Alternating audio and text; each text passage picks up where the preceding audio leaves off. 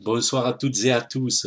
Bon, ben voilà, euh, Monaco 2, OM 3, avec des buts de Kostas Mitroglou, Florian Thauvin et Valère Germain, contre deux buts monégasques de Tielemans et Falcao.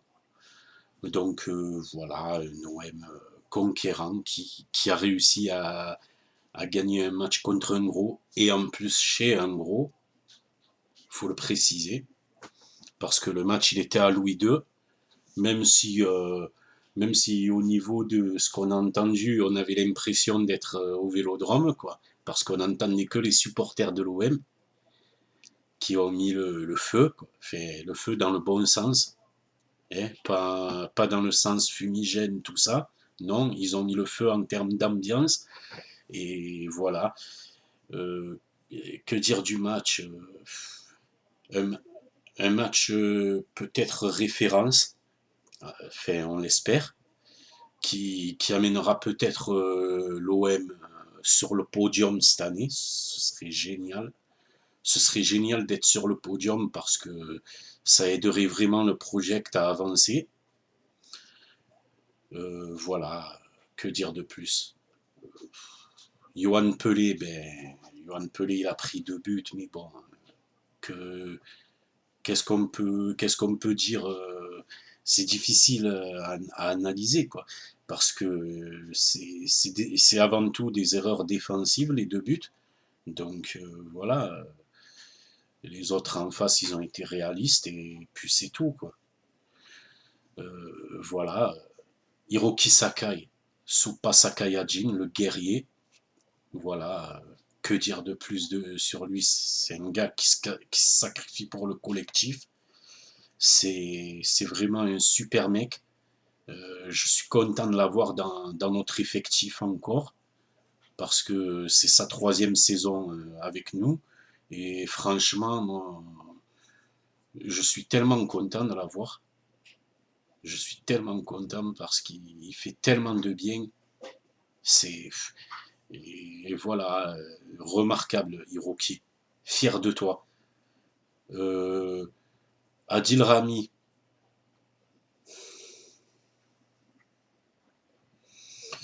Adil Rami, ben, c'était pas un bon match, mais bon, comme il l'a dit lui-même, il n'a pas été bon, il va se relever. Il est un petit peu fautif sur les deux buts monégasques, mais on gagne quand même le match, donc on va pas lui en tenir rigueur, surtout qu'Adil, c'est quelqu'un de très humble, qui a beaucoup d'humour, c'est quelqu'un de marrant, humainement, il est comme ça, et franchement, Adil, j'espère que tu vas te relever, parce que cette année, les places sont chères avec Booba et Douillet qui poussent derrière, là, les petits jeunes. Voilà. Luis Gustavo, ben, il a joué en défense centrale, mais quel abattage sur le terrain. Mais sa façon d'aller au duel et de relancer les ballons, mais quel joueur. Franchement, voilà, c'est du Luis Gustavo. Qu'on le mette à son poste ou en défense, il fait toujours des prestations plus que correctes. Voilà. Jordan Amavi, après deux matchs en demi-teinte, on va dire, il a fait un match très correct.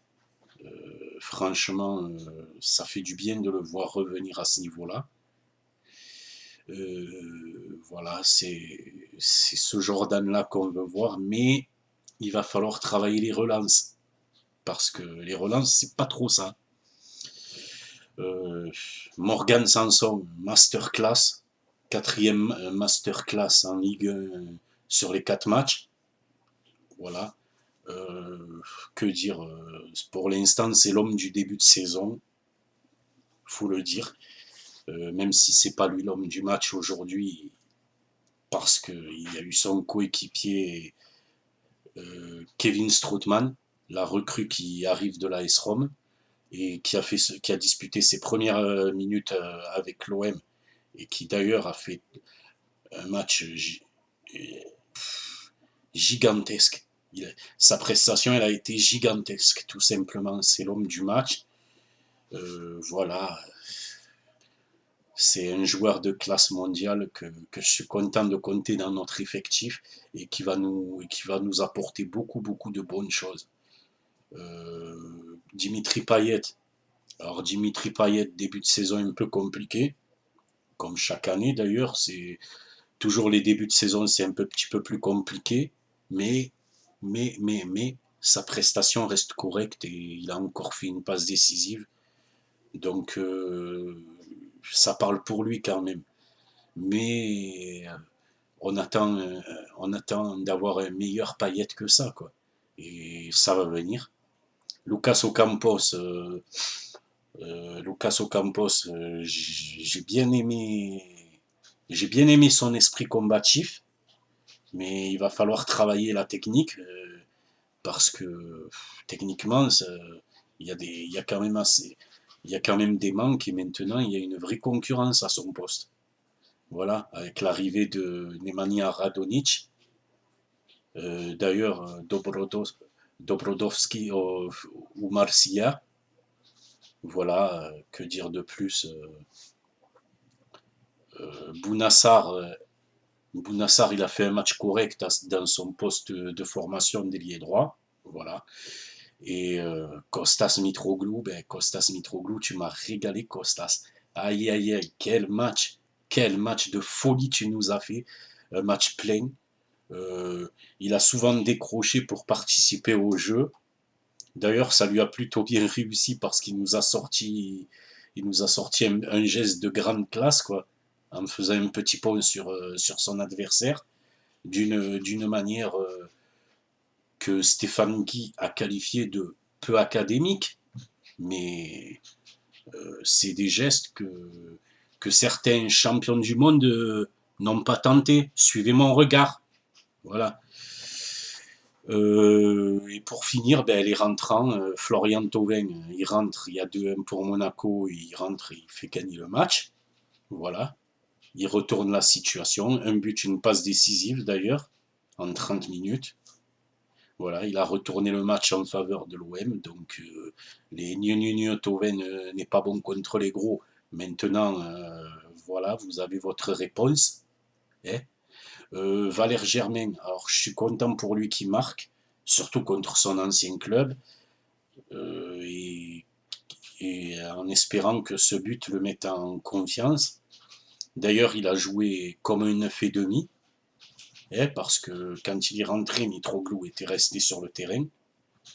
Voilà, donc pendant quelques minutes, on a vu une équipe avec deux attaquants, une équipe de l'OM avec deux attaquants, c'est-à-dire Valère Germain qui tourne autour de Costas. Et moi, je trouve que pendant ces quelques minutes, ça a été bien, ça a été pas mal.